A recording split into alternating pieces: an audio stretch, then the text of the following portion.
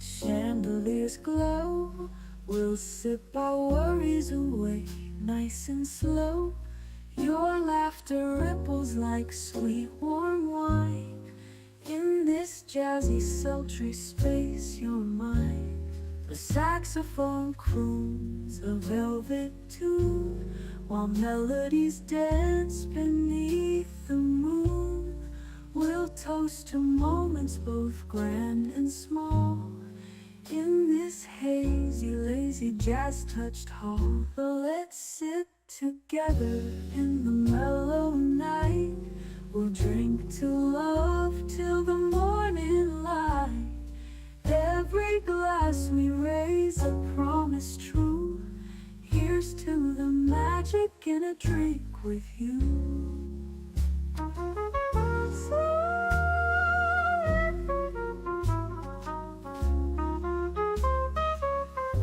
Your eyes, they sparkle with every click.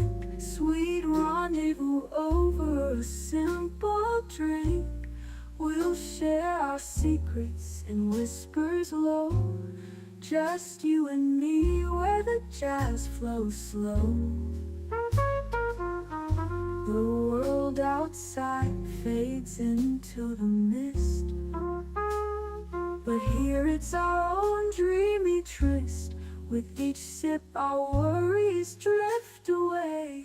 Let's stay together till the break of day. So let's sit together in the mellow night. We'll drink to love till the morning light. Every glass we raise a promise true. Here's to the magic in a drink with you.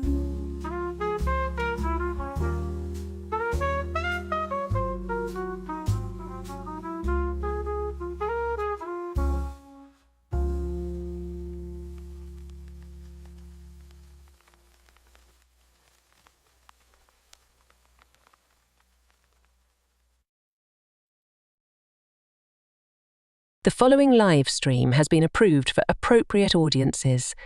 It may contain occasional strong language and may not be suitable for younger or more sensitive viewers. Viewer inebriation is advised, though not mandatory.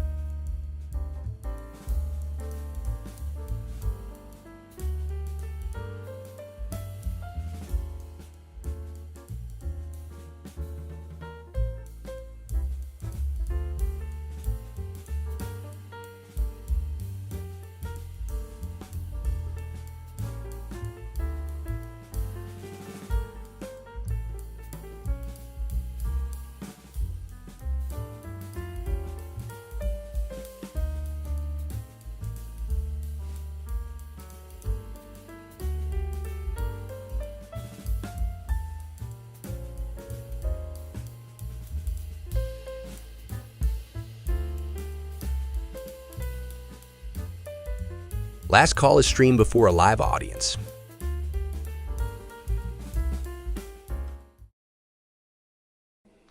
Release the Kraken. Release the Kraken! The Kraken!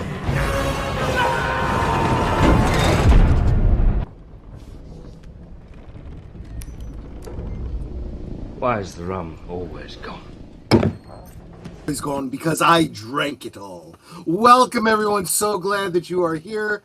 So glad that I am here. It has been 2 weeks since we were live on Last Call, and I am so glad that all of you came to join me. So appreciative of all of you that shared your liquid lunch with me this week, specifically saying, yeah, we're glad you're back. I actually got a call from Mark Malnikoff specifically saying, you missed a lot while you were gone. We missed you, so thank you so much. Even got a chance to say hi to Julie today, which was really, really nice. So let me go, folks in the green room. Bear with me. I want to say hi to the chat first, real quick. Just going to take a few seconds. And can you give us a Yeah, let's get a sound check. Sound Can we check. get 5x5 if we're sounding good as we come in? Want to start by saying hi to Big Al at Big Al Presents, saying hello, my friends. I hope you are having a wonderful evening. Have a great show tonight. Yes, thank you, my friend. Looking forward to Godzilla -1 with you tomorrow night. Hail to Connie Cleary, the star of Fluff Chick Productions. Welcome, so glad you're here. Salute to you as well. Deleted Scenes, it's awesome to see you here. He tells you do all the clicky things to encourage us. Please do that. Would super appreciate that. If you become a member, you get the membership emojis like the black fedora, the brown mumbler, the channel logo, and of course the Canarble Wagon. Welcome, welcome. And JPRPH1, good to see you there. John, he's dropping those membership emojis as well. David Pensack says good evening to you, and good evening to you as well. Let's see. Gary Ambrosia, who's in the backdrop. We will bring him in just a moment. As is my lovely wife, Netter of Netters Network, who is saying, hello, love of my life. She calls me that because she is the love of mine. She also says, like, share, subscribe, leave a comment, become a member, gift a membership, do all those things. If you're coming here on the replay, feel free to drop a super thanks. I don't think enough people talk about that. And I think, there's the Smoke Eater. Good to see you, my friend. We'll see how long I stay awake, but I wanted to pop in because I haven't in a while. No, you have not, my friend. But then again, in all fairness, we haven't gotten together anytime recently, and we really need to do that as well. Like, share, subscribe, comment, and become a member. And if you were going to give a super chat of $5 or more, why not give a membership instead to make our family grow? That would be such a wonderful thing. Now, I am coming...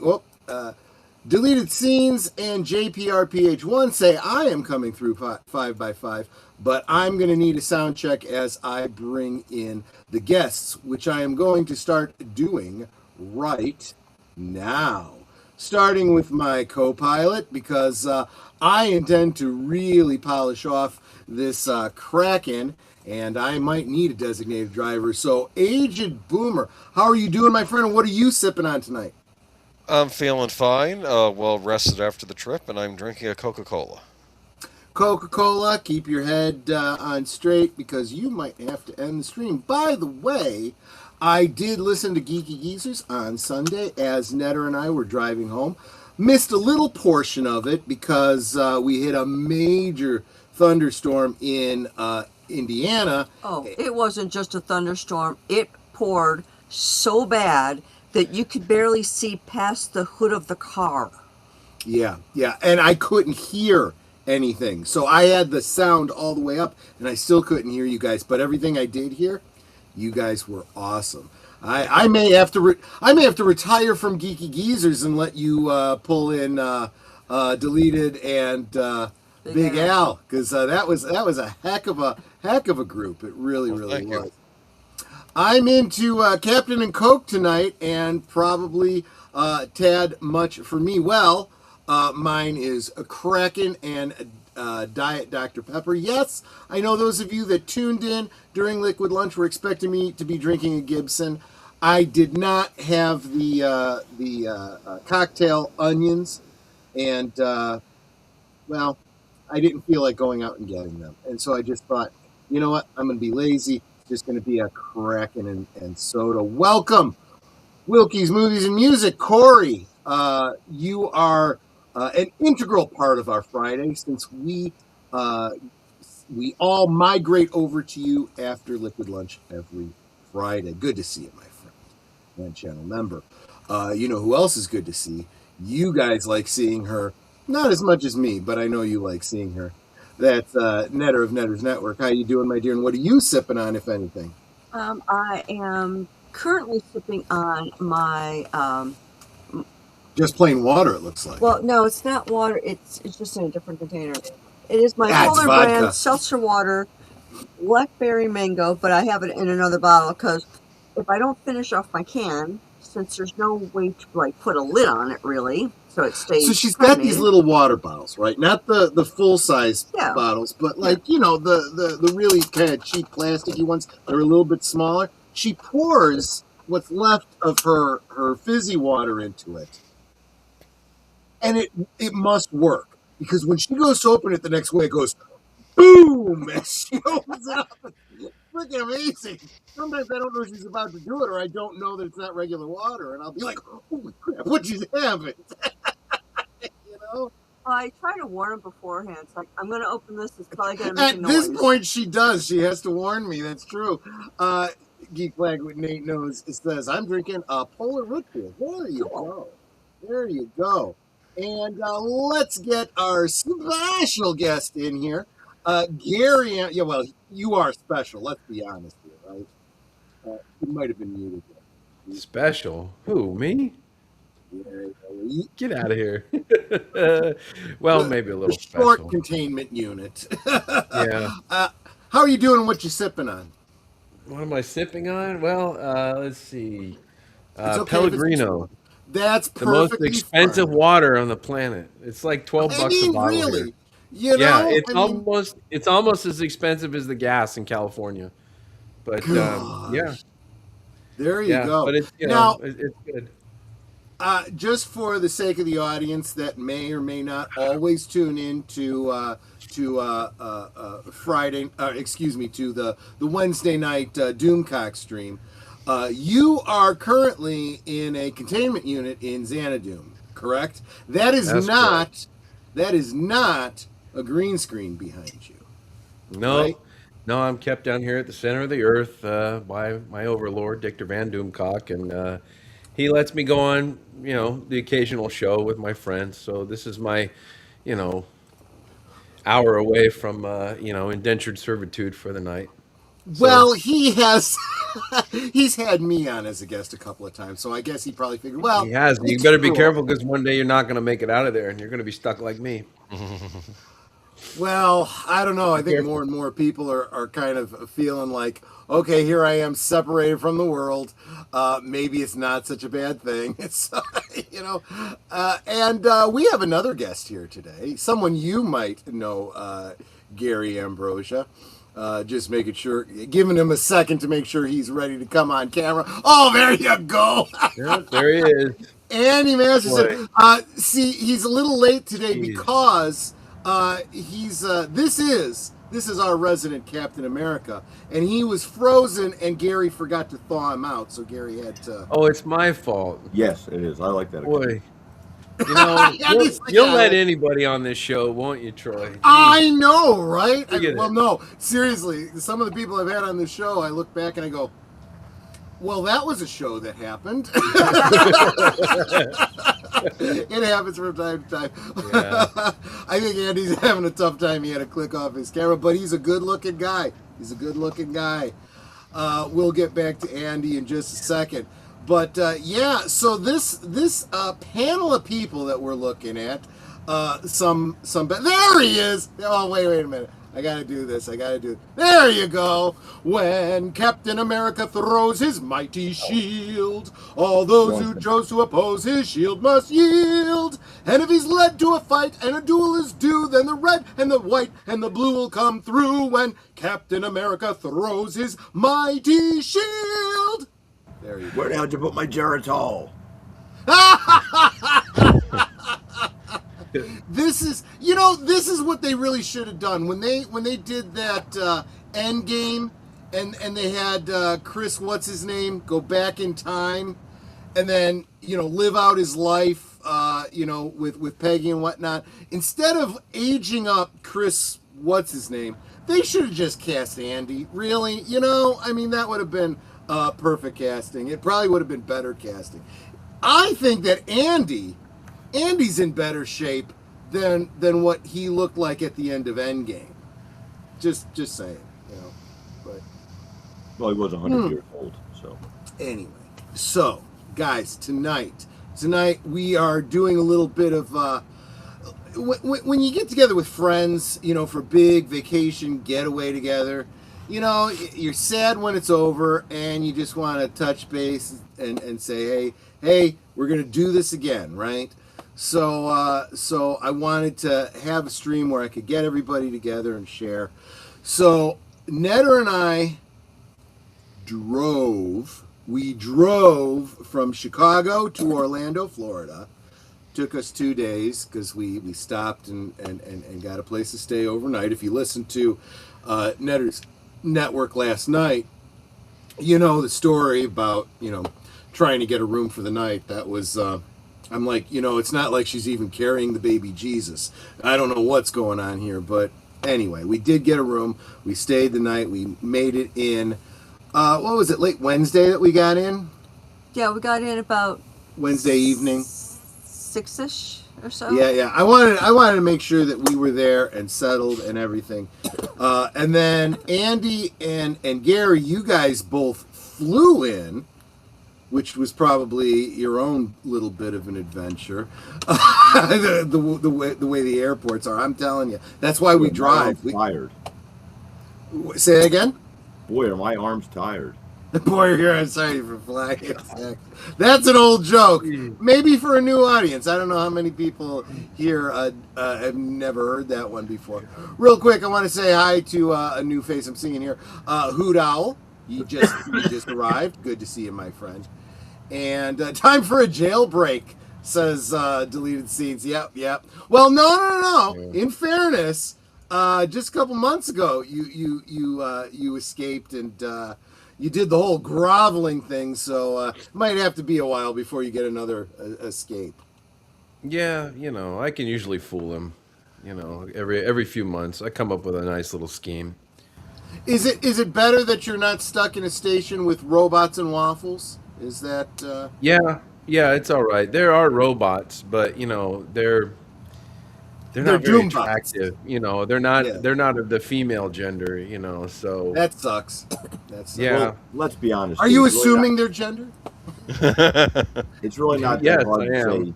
say, hey, Doomcock, you're running low on booze. So you want to go get you some? And he's like, sure. That's usually how I get out for 15 minutes. I feel like poor Doomy. Every time I see one of his videos go up, I feel like he has to drink, because it's like, okay, just saw the most recent episode of Starfleet Academy, and and Harvey's like, just have a drink, just have another drink, and maybe push the button while you're at it. That's what I expect. He won't just let just anybody on the show. He hasn't cut me loose just yet, and for very good reason. No.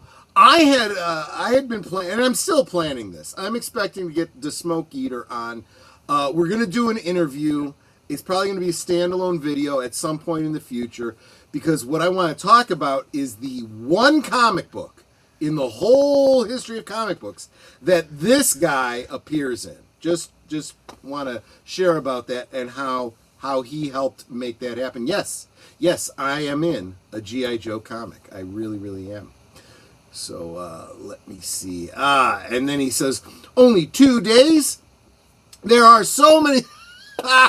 It's funny he says this. There are so many things you had to miss that way. Dear Lord, man, let me plan your next trip. You'll find out so much about the world you never wanted to find out. Well, yeah, because he wants me to stop and see, the plastic encased world's largest condom or something like that. I just, no. Netter actually did the same thing. She planned out a 2-day trip with ChatGPT. With a bunch of different things that we could see, and we saw the sum total of 0 of them. It's just, hey, they were options, and we passed on them because I wanted to get there. I just wanted to get there. So Thursday was the day when things started to happen. Got together with Pops from Pops on Pop Culture for lunch. Pops, and I guess we're going to call her Moms, Mrs. Pops. I just called her Mrs. Pops. Mrs. Pops. We went to a little comic book store in Orlando that he had never gotten a chance to see, and then we had lunch together, which was just wonderful. And he could not stick around. I had hoped he'd have a chance to get together with Aged Boomer and Andy and Gary, but he couldn't. He had time restraints, and so what I have to do is and just remind me of this, Aged Boomer, that we got to get you and him together. I want to look you guys up online so that you and he's way north, you're way south in that wang of the country that you guys live in, and you guys have to meet in the middle to have a meal together or whatever, meet. But it's a sin if you guys don't. You live in the same state. You really We'll get should. to it. We'll get to it at some point. I know you will.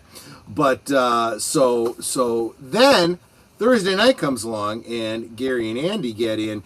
And only then does Aged Boomer drive in, because he had to work, because he's indispensable at the library. They couldn't do without him. So so we met up at I don't remember where we were at, but we were at the City Walk or whatever it is on at Universal, right? Whatever that was called. Gary, do you remember the restaurant that we were at, Gary? I will defer to Andy to that, because I've only been there a couple of times. What's it called? Acapulco or Tijuana or something like that? I think it's called. I mean, we could have been in Mexico for all I know. I think it's called that Mexico in the City Walk. There you go. I mean, the food was really good. The staff was incredibly polite. So we just told Boomer, yeah, meet us there, and he met us there. Yeah. And timing worked out pretty well, actually. Yeah. That worked out great. Gary helped me with let's just say a very embarrassing problem that I didn't think through, and it all worked out miraculously. And can I just say that in a state that is supposed to be so 2A friendly, I was very bothered by having to leave something behind, but Gary helped me work that out, and that was wonderful. Thank you, Gary, once again for pulling off what I saw as a miracle at that point. And then Nobody I ever checks the other planter toys pot. I had. How's that again, Gary? I said nobody ever checks the planter pots. Yeah, that's exactly right. And Netter, remember, at the bottom of a planter is basically mud. So just remember, anything I put in a planter pot is going to be muddy. Just the way. Yeah, and I cleaned your little toy and put it away. Thank you very much. But Wait, I was told yeah, this was a G-rated stream. It was a scuba Steve. It was Is that what they're calling it these days? Wow. All right. I don't know why I'm going around all of this. I had a pocket knife, and you can't bring anything like that into Universal. And it was a nice knife that Netter had given me, and I didn't want to lose it. And Gary had the brilliant idea: we'll just stow it, and we'll get it when we come back. And it worked out. It wasn't a big deal, but it felt like a big deal to me, and Gary really kind of came through for me, and I super appreciate that. And then so Friday, am I up to Friday? Friday was MegaCon. Okay, guys, this was how many years have you guys, Andy, you and Gary, how many years have you been at MegaCon? This was our second, Netter and I. This is our second year. Oh, yeah. I didn't realize. Okay. And I think it's going to be our last. Yeah. Okay. Yeah. So why don't you share a little bit of your thoughts on it? We did talk about this at the convention. So. Yeah, it seems like the big giant cons don't really have a place for us old guys now. It's pretty much 85-90% anime, which that's not my thing. It's extremely crowded. Oh my God, there's so many people. There's too many people in one room. way too many people in one room, and it's like the size of a football field. So you figure you could put a lot of people in there. Yeah, well, they put Right. even more people than you would think would be a lot of people. And it's an ocean of people just moving around. You kind of have to go with the flow, and I don't like that. So yeah, that's my grumpy old man complaint there. But other than that, it was okay. The only reason I go to these things is to see our friends. I don't give a damn we about talked about celebrity. this. I feel Yeah. like we talked about this last year too, because last year we had a whole weekend pass, and Yeah. this year we said, you know what, let's just do the one day, and now we're kind of going, do we even need to do the one day? Because what it Right. really came down No. to was we weren't there for the con. We were there to get together with with each other, Yeah. yeah, I get that. And Andy, do you agree? I mean, are you on the same page with that? Yeah, and they get upset about the littlest things. I mean, you compliment one person on their Ricky Burrow cosplay, and they get all mad at you.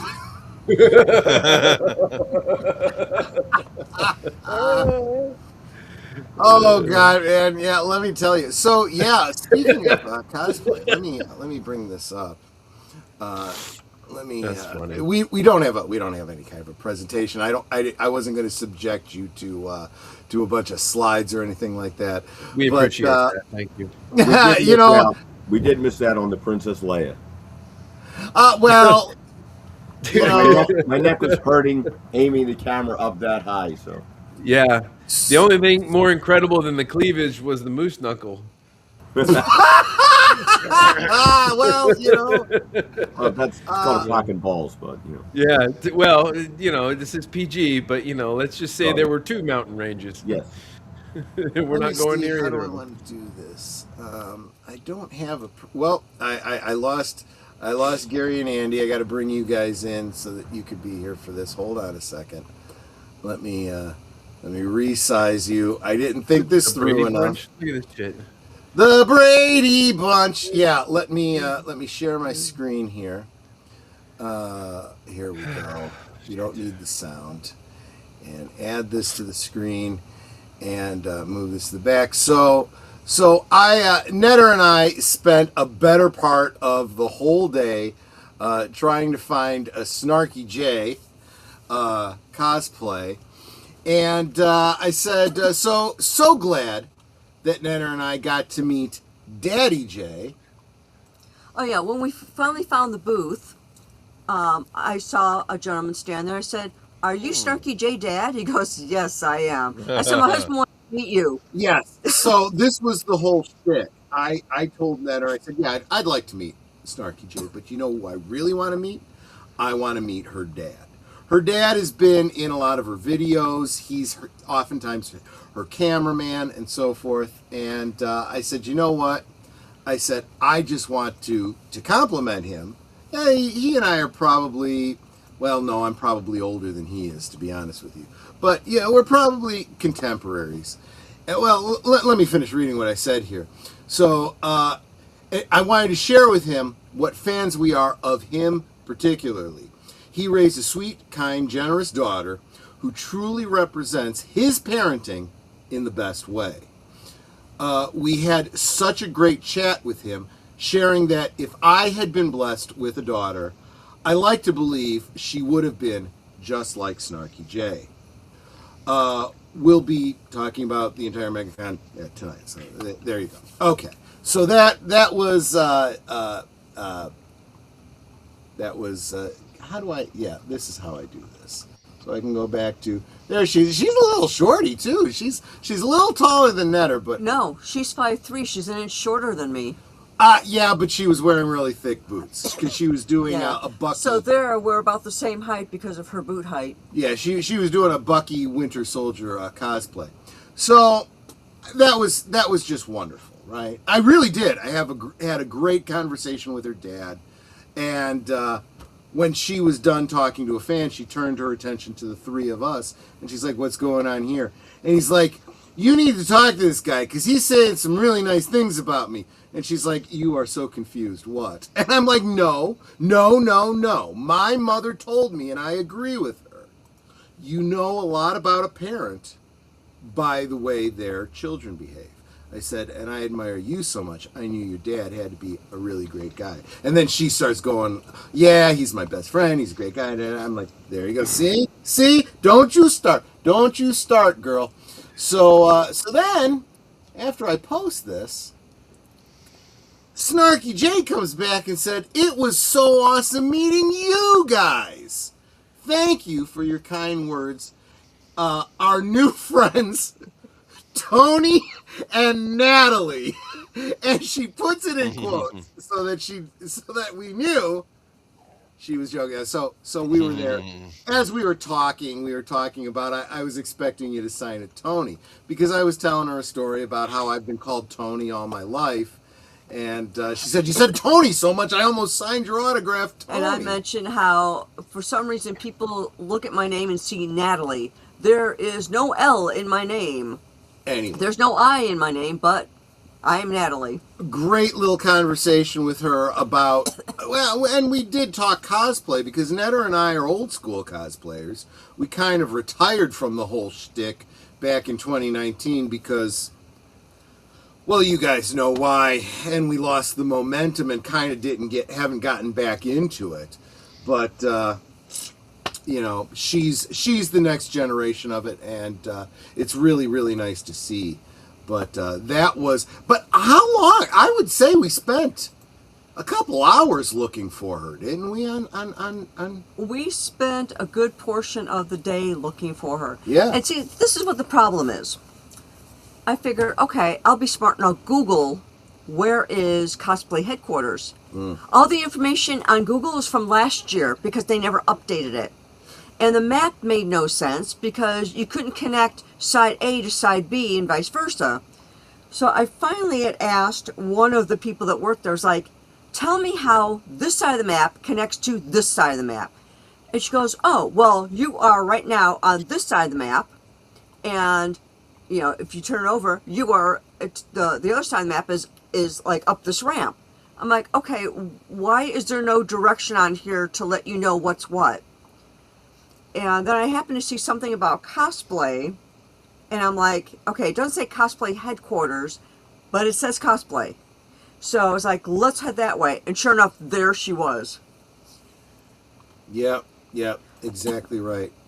But none of the people that worked there knew anything. They didn't know where anything was. They were giving bad advice or anything, and then they're like, oh, yeah, because the advice I was given is that cosplay headquarters was across the walkway into the southern part of the... Which it was last year. Yeah, but it wasn't this year. It was all in the one section this year. So I was like, yeah, they didn't know jack. I did want to share one other thing about, and I forget, I'm sorry, whoever it was who brought it up during Liquid Lunch today. Did you get any food while you were there? Yes, we did. We went to the food court and we got some sort of hot dog. Boomer, do you remember what the name of that hot dog place was? Because you said Nathan's. It was Nathan's. Nathan's. That was a damn expensive hot dog. I think they jack up the prices at the conventions. You think, Denozo? Holy crap! Wasn't my hot dog something like $8 and it's with no condiments? Yeah, well, we got onions. They charged like a buck. They charged $2.50 or something for onions. Extra $1 for onions. Yeah. Onions. Mine was plain because I was like, screw that, and I just had to get something in me. But I was like, I'm sorry, you know, for $3 maybe this hot dog's pretty good. For you know, whatever. Well, I just no. Say real quick hi to Mark Malnikoff, who's doing a drive-by like, but he is stuck in the mines of Rura Pente tonight. Sorry, my friend. Sin's Corner, haven't seen you in the longest time. Looks like you guys had fun. I've been trying to talk my boss into having Sound Booth Theater go down there, so I can go too. So this brings up another point, Gary and Andy. Okay, I'm gonna shoot from the hip, and if you think I'm wrong or you disagree, please rein me in. But I felt like they were overly accommodating for the likes of Alec Baldwin, and they gave no cares at all for the new media. Wait. You want to take the chance of pissing off Alec Baldwin? Dude, I'm a faster draw than he is. Just saying. Yeah, Just what's saying. your body count? Hypothetical. Good point. His is 1, mine is 0. That is true. I heard like Christopher Lambert was there for like 5 minutes, right? Oh, did he not stay long?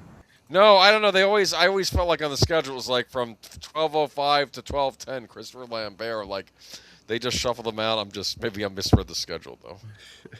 I honestly feel like a lot of these celebs, they really should do that, limit their time, because I feel like Alec Baldwin and Dr. Her, I forget her name and I don't care to remember. Whitaker. Yeah, they had so few people showing up. If you'd have just concentrated that, it might have been better off for them and a better economy of time. There's a guy on Twitter that showed up to Alec Baldwin's booth. He was probably Alec Baldwin's finger, yes.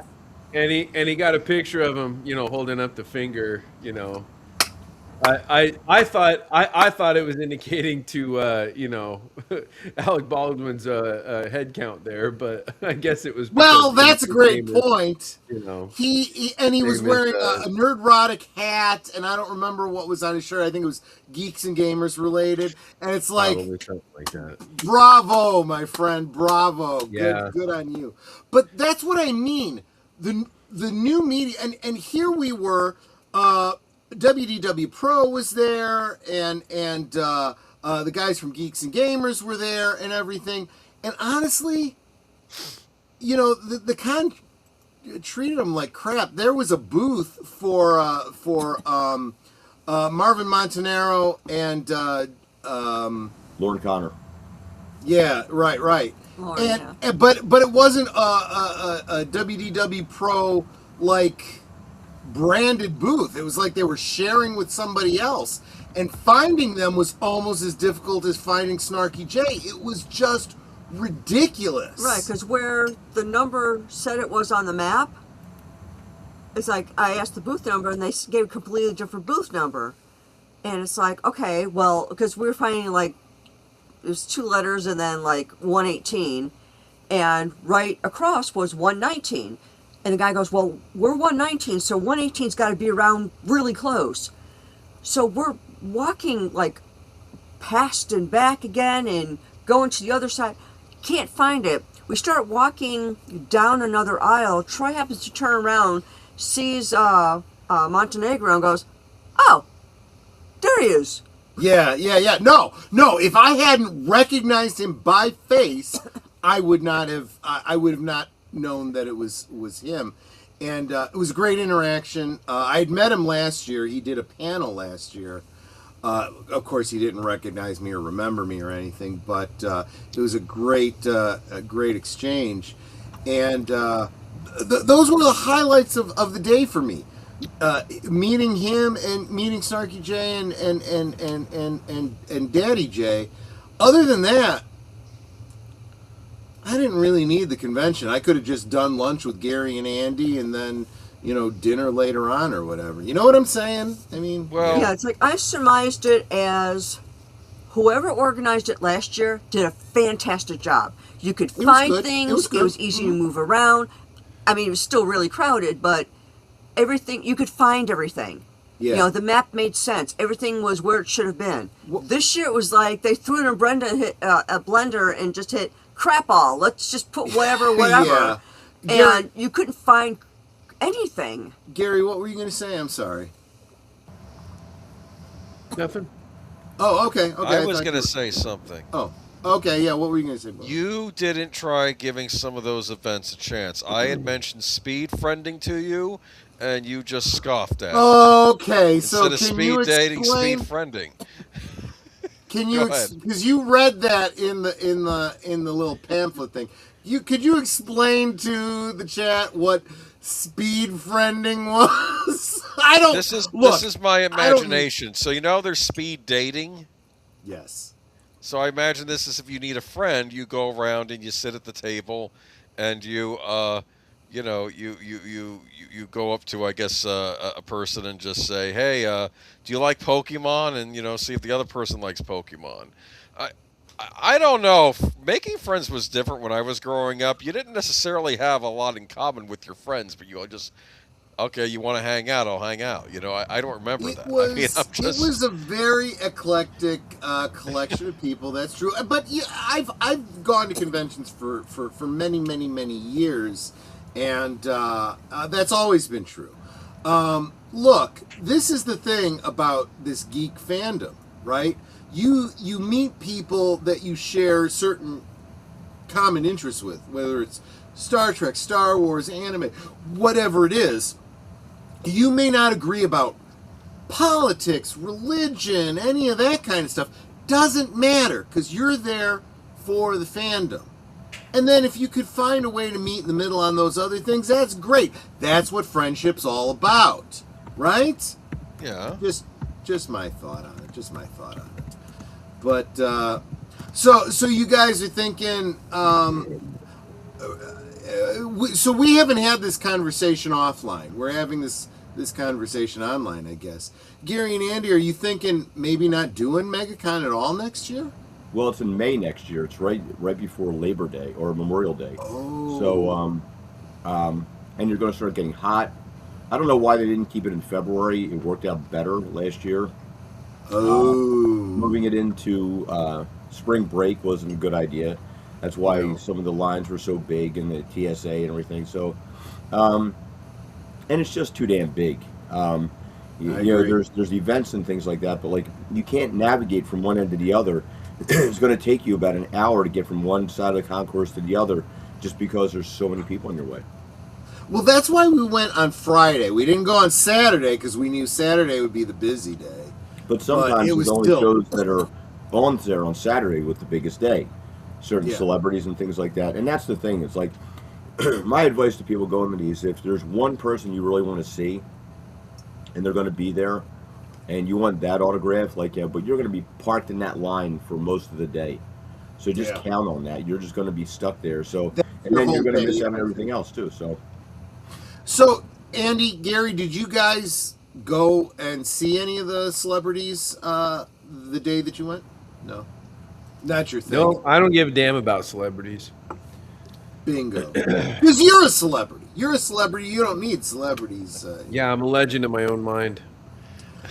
Dude, you have an IMDb page. I mean, that's, the greatest actor you never saw. Oh, there you go. Well, no, let's be fair to my audience here. One of the things we talk about here a lot is character actors and those people that you know by face, but you don't always know them by name. And we kind of celebrate them because they make the movies happen, really, if you think about it. In fact, Boomer and I are planning a future Friday stream where we're going to just talk about character actors. Yes. You know this character actor. You don't know that name, but you know that face, and we're gonna talk about that. But no, it's true. You, Gary, what are some of the movies you've been in? I'm sorry to put you on the spot like this, but just. Oh God, man, that was 25 years ago. I don't know.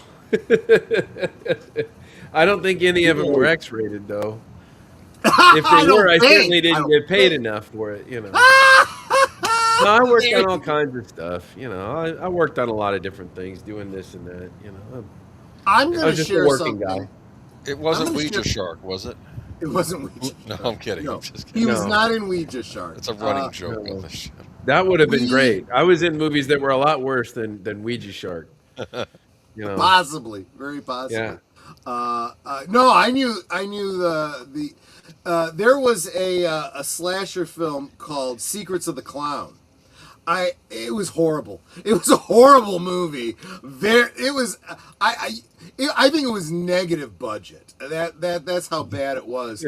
But I knew the guy that played like the clown, the killer character, and I got 2 copies of the DVD because it came out with 2 different covers. I'm that sick in the head.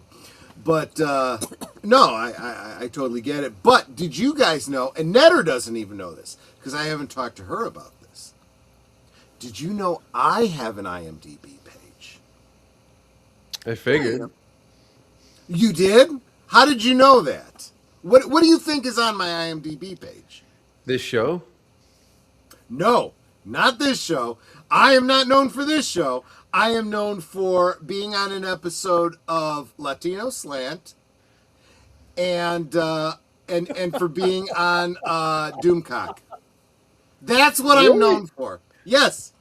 Wow. Yes. I think it's cool. Although they don't have all of my appearances on Doomcock. So who made up the IMDb? I have no flipping clue. I have no It was probably idea. me because I was updating the episodes one day. I think it was probably me.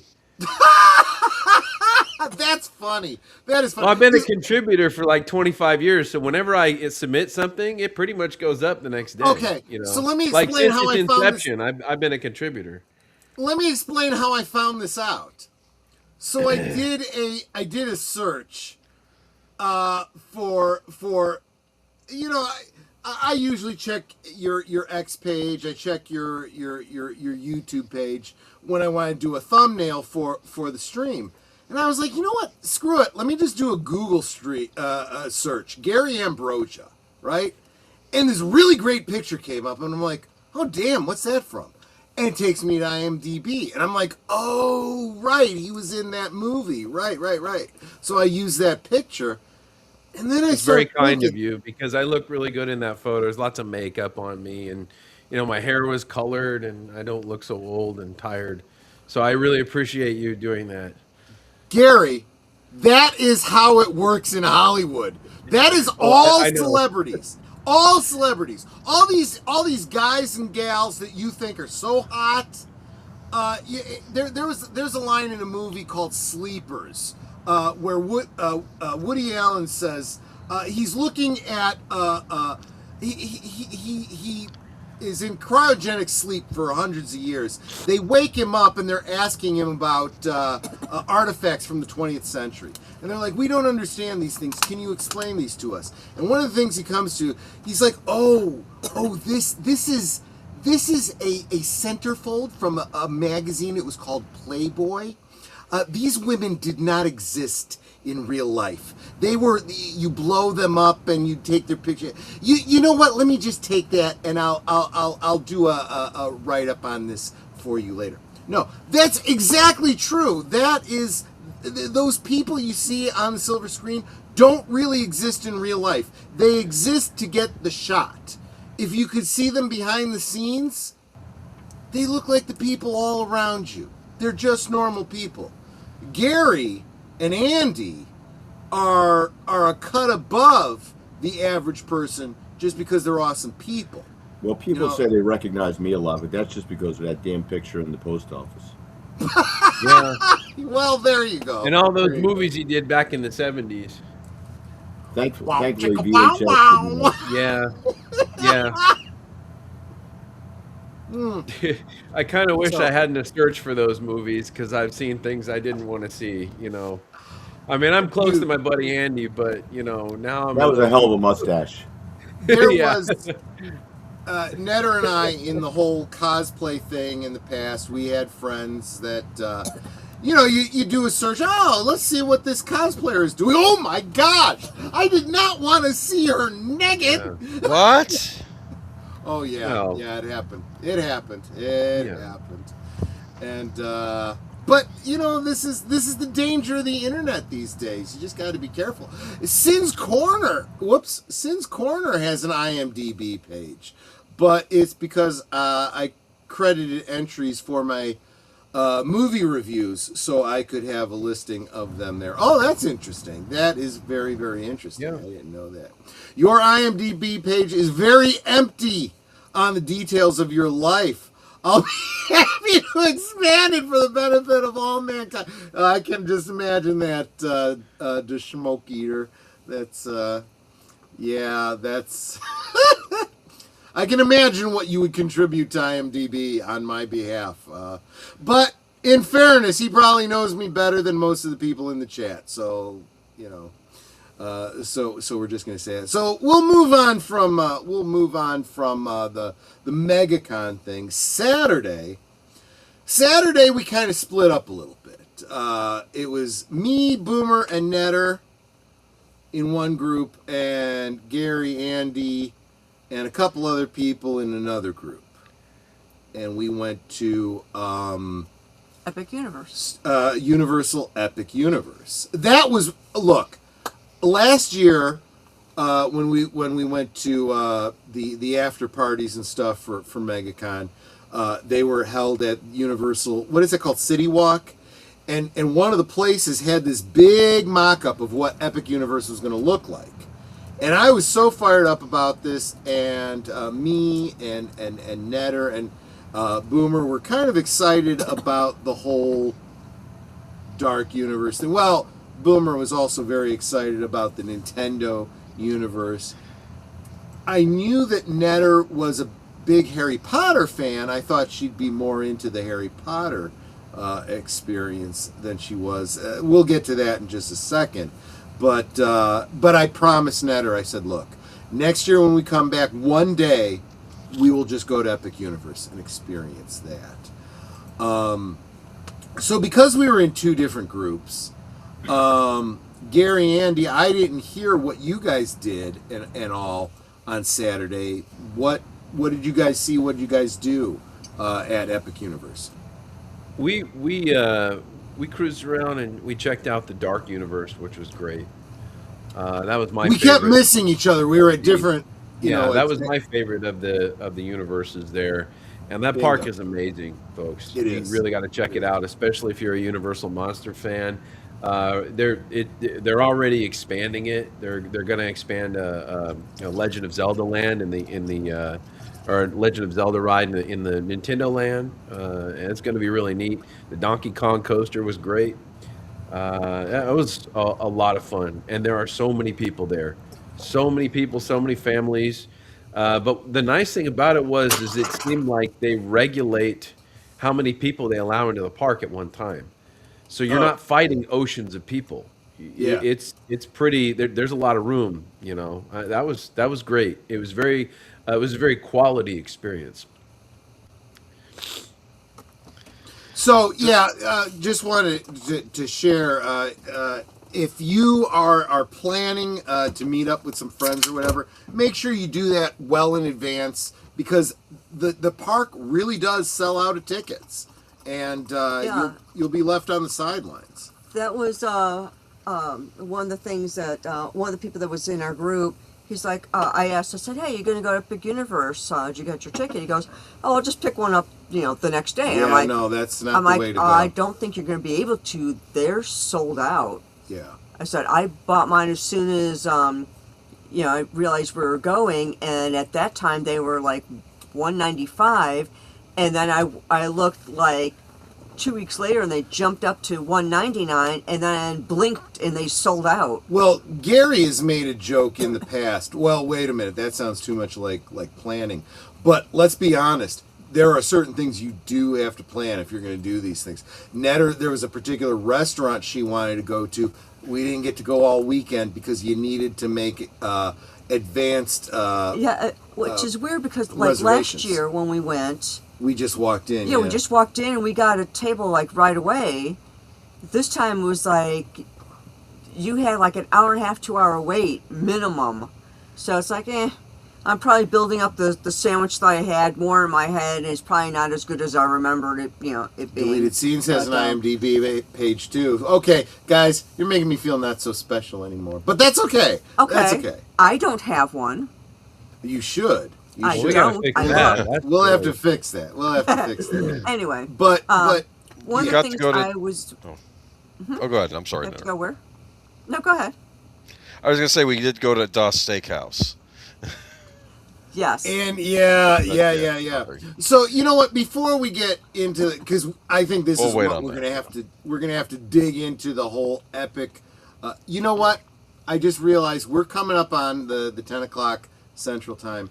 I want to go ahead and drop the promos real quick because, guys, you know, I mean, I don't want to sit and tell you what we're doing all week at the end of the stream and whatnot. Give me 3 minutes right now. I'm going to play my promos. When we come back on the other side, we're going to talk all about the Dark Universe and maybe a reveal of Aged Boomer, because Aged Boomer and I took a picture together. We'll see. Give me just 3 minutes and stick with me for this. We'll be right back. You are watching Last Call, streaming every Friday night at 9 Central, 10 Eastern. Come on in, pull up a chair, and have a drink with us.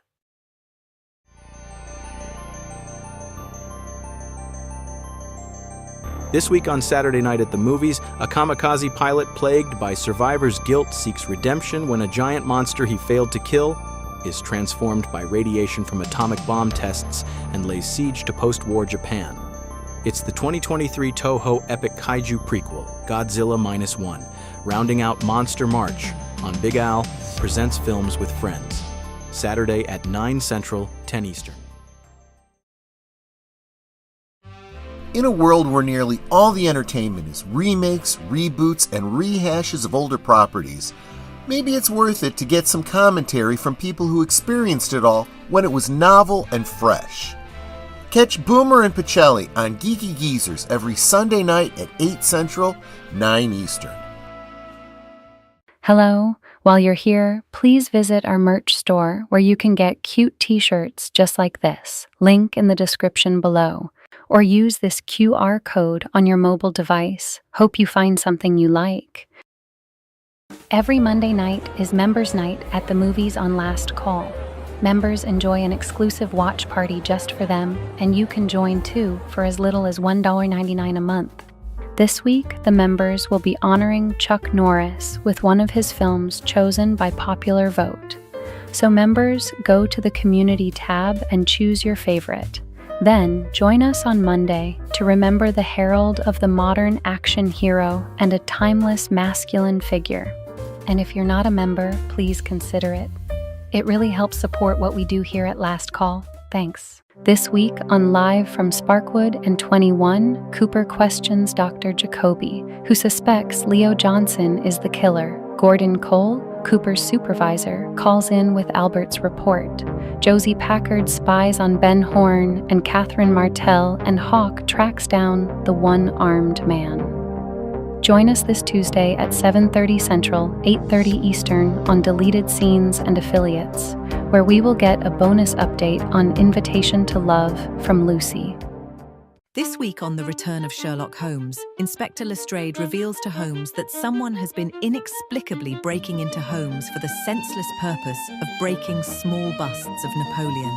Fans of Star Trek The Next Generation may enjoy an early appearance of Councillor Troy, Marina Sirtis, in The Six Napoleons, this Tuesday at 9 Central, 10 Eastern on Last Call Presents. Did you top off your glasses? We now return to Last Call. So I wasn't joking.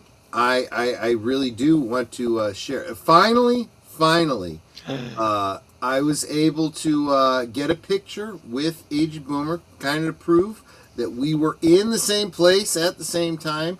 Look, Boomer and I, how long have we been doing this about stream? 6 years now? It's about 6 years. I mean, you know, we didn't get real serious about it until maybe the past couple, but on and off, we've been doing streams together for a long time now.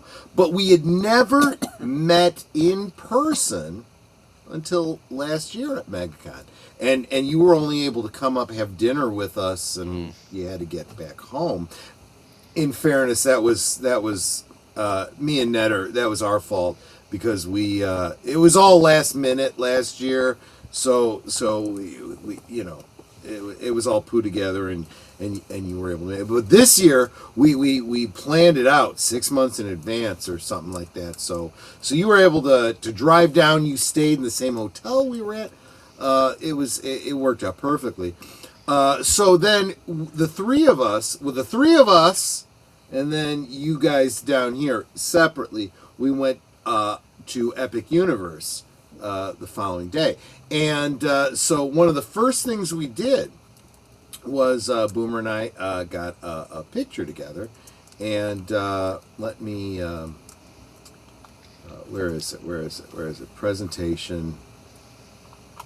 That's the promos. Presentation. There we go. There's me and Boomer. Look at us. He is taller than I am. He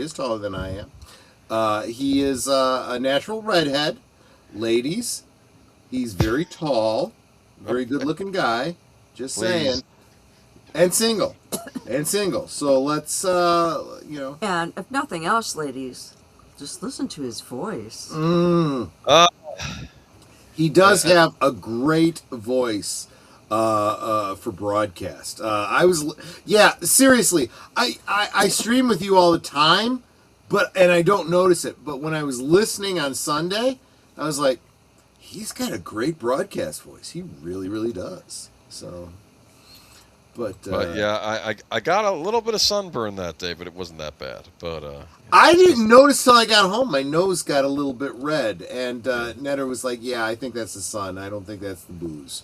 I like how you were able to keep the hat. Well, Netter wore a hat too, and she's got very pale skin. I've at least got the Mediterranean thing going. That yes, I spend most of my time away from the sun, but I've got a natural kind of. Yeah, usually I burn, and I didn't even get burned on my ears or anything. That's very true. But so there you go. There's Boomer. Boomer and I were actually together in the same place at the same. But so let me tell you the shtick behind, and I'm still digging into this. There is a very if you go to Disney World, if you go to where do they have the Harry Potter Diagon Alley? It wasn't this. It was. It's another park that has the Diagon. Universal Studios theme park, right? Not Epic Universe. It's another Universal property, right? Those are worlds, immersive experiences based on established canon and established lore and stuff, so you know what you're getting into, and you're like, oh, there's that shop that I saw in the movie or that I read about in the book, and oh, look at the little details and all this kind of stuff, and that's really cool. Epic Universe, Darkmoor is how they refer to it, is not based on a movie. It is not, well, it's indirectly based on a series of movies. It's based on the Universal monsters. And it acknowledges them as canon, but it imagines a storyline that brings it up into the modern day. But we have no movies that cover that lore. So as you go in and you ride the rides and you go into the shops and you go into the restaurant and so forth, you can piece together the lore that they are implying. And let me tell you something. It's a rabbit hole, my friends. It's a lot of fun. I talked to a lot of people, a lot of shop people that work in shops. What was funny is after we got off of the Monsters Unleashed ride, Troy was talking to one of the clerks at the counter, and she's talking about how, you can find these 4 figures, and characters from the Halloween, what's it called, Boomer? The Halloween Horror Nights. Halloween Horror Nights. Right. She was actually demonstrating. She goes, and it's like, when you get to this part of the ride, and then she did this like swivel with her body, and I'm like, oh yeah, well that I know exactly the part of the ride you're talking. And it was just like I was cracking up because I'm like, okay, so we gotta make sure we get to that part. But I loved their outfits though. It's like they were dressed in these like laboratory type smock. But they were like these. They were black with buckles, and they had and that was like like a black lab coat. If you are into the steampunk and that kind of thing, the whole ambiance of Blackmore is going to definitely appeal to you. Honestly, there is all kinds of little Easter eggs. For those of you, Big Al Presents, for example, that are real into those Universal monsters, you're going to really dig this dark universe. There was one point where I'm going through an exhibit, and there was a picture of the actress who played Elizabeth Lavenza, the Frankenstein's wife, in the movie, and I'm like, wow, that's paying attention to detail. That was really, really cool. And I was able to piece together that Victoria Frankenstein is the great-great-granddaughter of Henry Frankenstein. Remember, in the novel it was Victor Frankenstein, but in the movie it was Henry Frankenstein. This is universal branding. Now, one of the things that I was going to mention last night on Thursday Things is there are actually two very distinct things that I noticed about Epic Universe Park versus, what was it, City Walk? One is that Epic Universe, by all the bathrooms, they have a water bottle filling station, which they do not have in the other park. Yes. Which was a life-saving for me because I was so that's thirsty. A quality of life thing. Yeah, it's like, because on Saturday when we were there, it was 80 degrees. So very hot. You walk around, you get very thirsty. That filling station, like, saved my life. Because they're charged, what, like $6? It's $6 a bottle, yeah. In fact, that ticked me off because there was one ride that I went on and it says hold your loose items. So I had my water bottle in one hand that I just bought, and so I only had a couple sips out of it. And I had my phone in the other, and this girl goes, "Oh, you can't have that on the ride."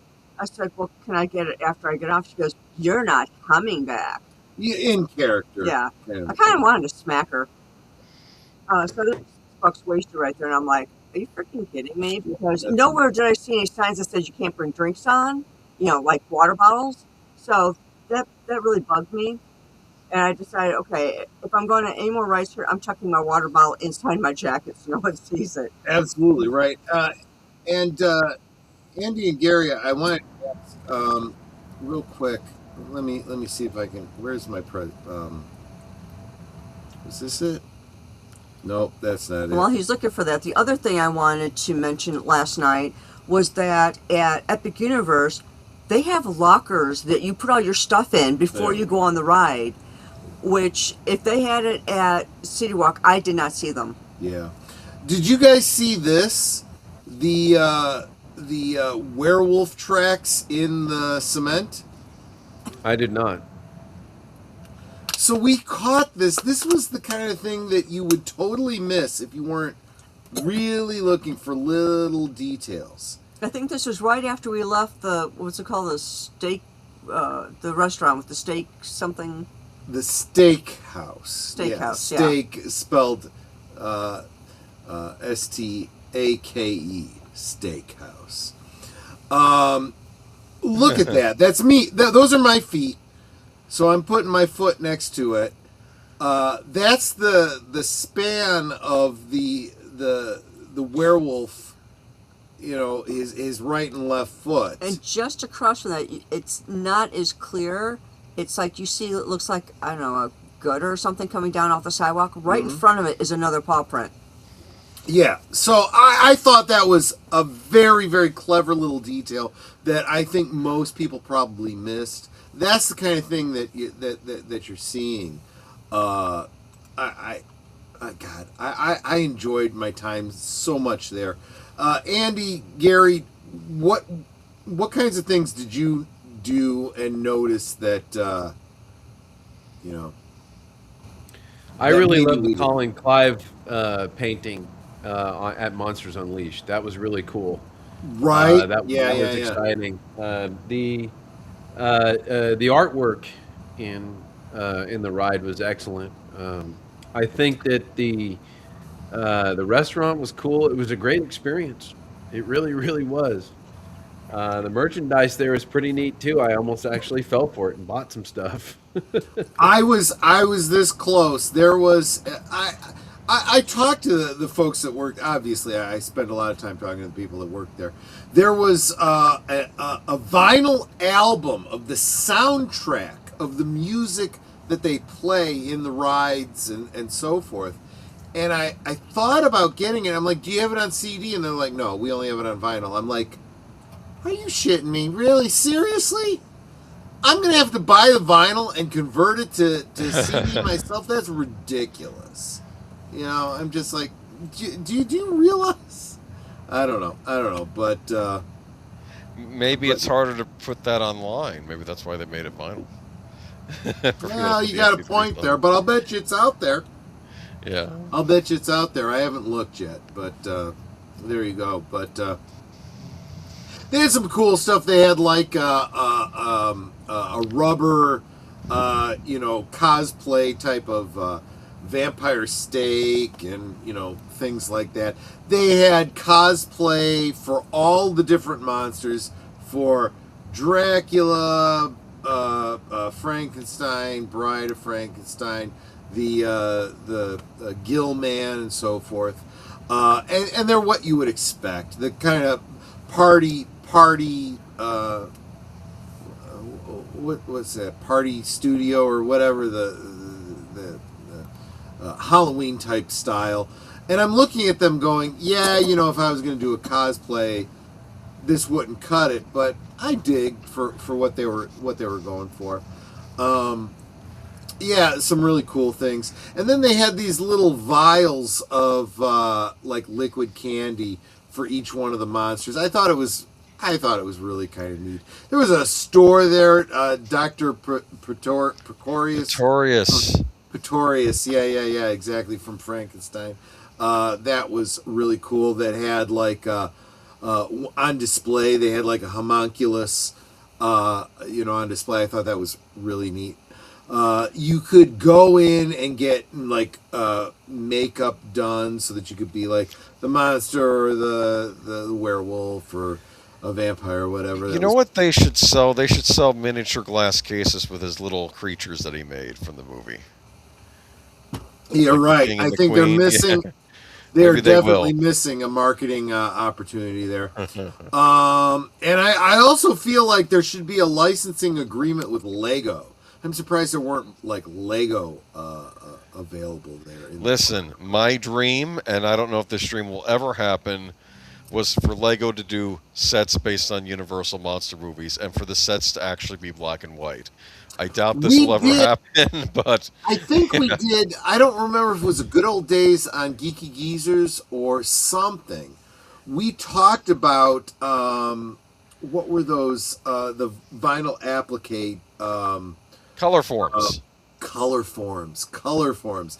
And I had a color form that was Dracula's mansion, and it had the Gill Man, and it had the mummy, and it was so neat in a very tongue-in-cheek kind of way, but it was really, really interactive. And you could open up the.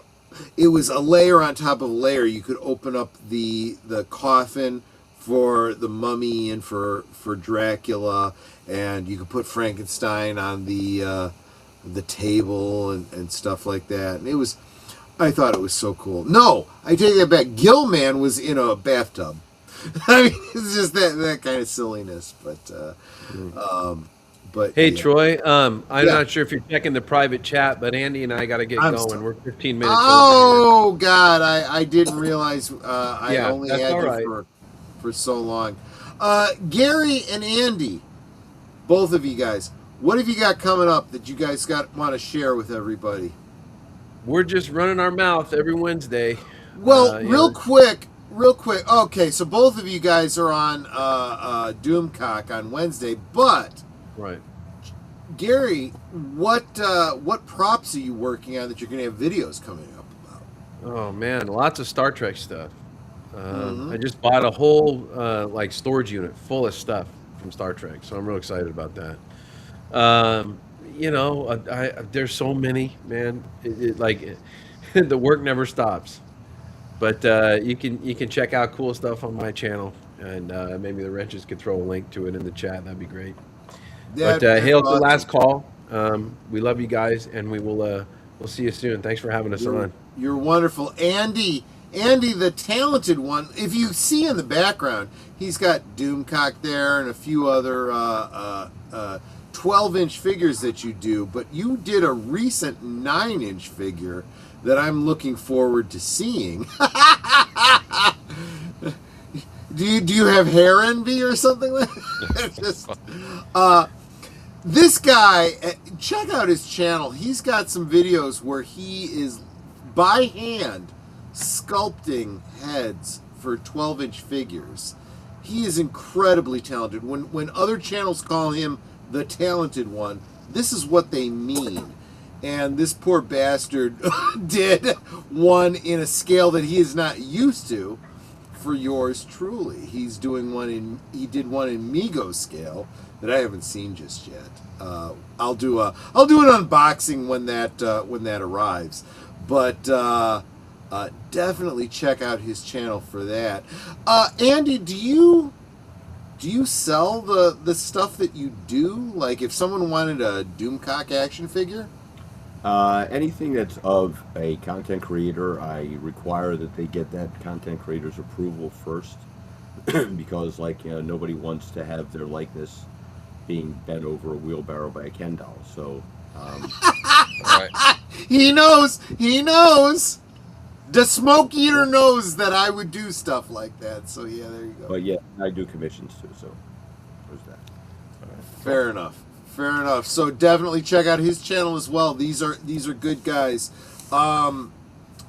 Look, there is something to be said for meeting people in person. I got to give both of these guys a hug. A appropriate, nobody was uncomfortable type of hug. Just saying, because that's how I am. Italian guy, I hug, right? And you're muted apparently, Gary. I said, yeah, you slipped the finger up the backside a little bit. You got dirty. You bastard. That's all right. Netter was there. Nothing untoward happened. Sure. No, but seriously, these guys are. To say these are good guys is just seems so trite, and it doesn't really rise to the level. These guys are good people, and if you're not following them, you really should be. Thanks, and by all means, make sure you follow Doomcock. You can see them every Wednesday night on Doomcock's channel, Overlord DVD. Good stuff. All right, cool. But thank you guys. Yeah, no problem. Take care. Thanks for having us. You'll be back. You'll be back, and Bye. maybe I'll be seeing these guys in a couple months. That's what I'm thinking. But yeah, we're planning we not planning. That might be over speaking. We have been talking about another convention in, what was it, Netter? Do you remember June? I think it's like June. There is yeah, I think that's it. ICCC Con. No, I'm sorry. ICC Con, which makes it ICCC. A Star Wars based fan con. This is not 20th Century Fox. None of that bull crap. 20th Century Studios. There's no Fox anymore. Whatever the crap. They're not involved. Disney involved. This is a fan thing. This is a fan thing. And it's in Tennessee. So the state that Netter and I want to move to. So that is half the distance. So I could drive that in a day. So we're looking at it. So there's no Ray mentioning at this convention. Right, exactly. So, but that being said, so you were there Thursday? No, did you arrive on Thursday? Who, me? Yes, I arrived Thursday evening, and I met you at Thursday the night. the Mexican place. I And had then you left pork. Saturday night. I right? left Saturday night. It was a pretty smooth ride for the most part. A little busy getting out of there, but then it was fine. And yeah, but there are no more Boston markets in Florida. Yeah, we did talk about that. We did talk. It's one of my favorite chains, and I thought I would stop by on the way back. Nothing. Oh well, what can you do? What are you gonna do? And I'm sorry to the folks in the chat. I did fall way behind. I missed Shinatsky. I'm sorry. I am way behind on the chat here because I was so focused on our guests. Jamie Lynn, good to see you. Lester, Skeptic Tank Obsessions, good to see you, my friend. So sorry I didn't see your chats earlier. Booger,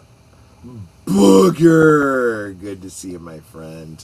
Watching while riding a late night Amtrak train. Oh gosh. Well, welcome, my friends.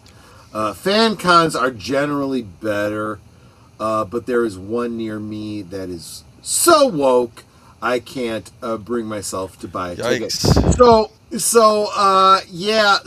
Mark Malnikoff and I, he and I used to do the Klingon things at the conventions up to 2019, and now he's scouting out what we're going to do going forward, if anything. And you're absolutely right. There's a lot of cons that went super woke, and it's like not even fun for half the fans, so we don't go. We just don't go. There are certain people in the fan community, even involved in our own groups, that were like, you know what? I'm sorry, but you do not put the Klingon symbol in front of a rainbow flag.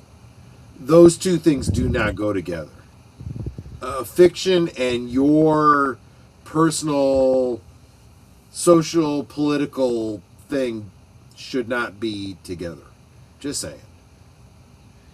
Just saying. But well, I don't know though. With the way Star Trek's going now, I'm just saying. It's, of course, I guess we have some news about that. So Netter, we gotta make sure that we remember June 2nd is Jamie Lynn's birthday. I do try to keep track of people's birthdays when they mention it. So there you go. There you go. But so getting back to what we did at that Saturday at Dark. Well, we spent most of our time at Darkmoor. And Boomer, I hope Netter and I didn't monopolize you by forcing you to spend all your time in Darkmoor. We did get over. I like it. I'm the one that suggests we go on the ride twice. Remember? Yeah. So we went on the Monsters Unleashed twice. It's not that intense. It's one of those. What do you want to call it? Like a simulator, flight simulator type. Yeah, it's on an arm, and you're not really on a roller coaster. It's just, you're on. It's an arm that's got a swivel, so you're looking at the ceiling. Yeah. You're looking at down. And you're four across. So it was I had some stranger sitting next to me. Then well, actually no, it was Boomer, me, Troy, and then a stranger, and so you go through, and when you first come off the platform, it swivels so that you're now facing the other side. So when you're first looking, as if I'm looking at Troy, and then when you first come in, it turns around as if you're then looking at me, who's across from Troy. And then from there, it's like, okay, everyone hold on, and then it like starts dipping and moving and all this sort of thing. My one thing I would suggest, if you've never done this ride, trust the ride. Here's what I mean by that. I had a tendency to, you'd see like the werewolf and Frankenstein fighting, right? And I didn't want to miss anything. So as we were going away from them, I'd be turning to look. And what I didn't realize was the animation was repeating. So it shows you're getting the whole view. If you just pay attention to what it's showing you. You don't have to look back. When you look back, you're seeing it kind of repeating for the guys behind you. So, but yeah, it's really, really cool. And they hit, Monsters Unleashed was meant to hit all of them. The part that Troy really liked is we're going past the Phantom of the Opera. Oh, God, this was great. This was great. And he calls out and says something like, So as we're coming up, you come in and you're seeing the back of the Phantom playing the organ, right? And I'm like, oh, Eric, good to see you, my friend. And just as I'm finished saying that, he turns around and he's like this. And I'm like, hey, he waved at us. Like he heard me. I thought that was so cool. I thought that was so cool. But anyway, yeah, little things like that. It was just a coincidence. It wasn't like it was reacting to me, but that was really, really cool. But and welcome, Tired Midnight Blogger. Good to see you, Curtis Selby. Good to see you, my friend. But yeah, so we actually rode that ride twice. We had lunch. We had lunch at the Steakhouse. Das Steakhouse. Steakhouse. S-T-A-K-E. You had some sort of beef thing, right? I had a beef fillet. They don't give you a choice. You don't get to say rare, medium, whatever. It's medium. And with this sauce, I don't know what this sauce was, but it tasted salty, bloody. It wasn't sweet. I loved it. It was like, for those of you that like rare, this replaces the flavor of the rare without us having to worry about the possibility of liability or whatever. It was so good. It was a medium slice of steak. It was so good. It was so good. If we go back again next year, now I had a chicken sandwich on a black bun, and I suppose it would have been good, but they drenched the sandwich in the sauce. So it was sticky and just not appetizing because of all this. They had so much sauce on there. It was like it was a variation on ketchup. So they gave you a little thing of ketchup for your French fries, but they also gave you this darker ketchup adjacent sauce, which I accidentally dropped onto my fries, which actually tasted good on the fries. Yeah. But there was so much of it on the sandwich that I couldn't enjoy it. I ended up taking it apart and eating the chicken by itself, the coleslaw by itself. So if we go back next year, I think I'm going to have the dish that Boomer had, which I think is like, was it a pork dish? Like a roast pork. It was pretty good. I liked it. It looked like it was slices of tenderloin, but I don't think it was a tenderloin. Yeah, not quite. They said it was pork belly, but I enjoyed it. It was it looked yummy. It was good. It was good, and it came with the of course you got the big thing of potatoes and the carrot, and I just liked the way the vegetables looked. I don't know, it was old school. Netter right? had a really good garlic. What was it? Garlic mashed potato. It was really good. The garlic mash was fantastic. The Or did I have that? Did you have the French fries? You had it. No, I'm sorry. I had the French fries. You had the garlic mash. That's what it was. I forget but who it had was what. We so shared. good. So the whole shtick of the place was, okay, so keep in mind first, the Darkmoor. Darkmoor is, you're supposed to imagine the Darkmoor is the locale where the original movie Frankenstein takes place, right? There's Frankenstein. It takes place in, they don't say where, so it's Darkmoor as far as they're concerned now. And there was an adjacent town that the Frankensteins moved to after their place burned down. It starts with a V. I can't remember the name of it. That is referenced as well. But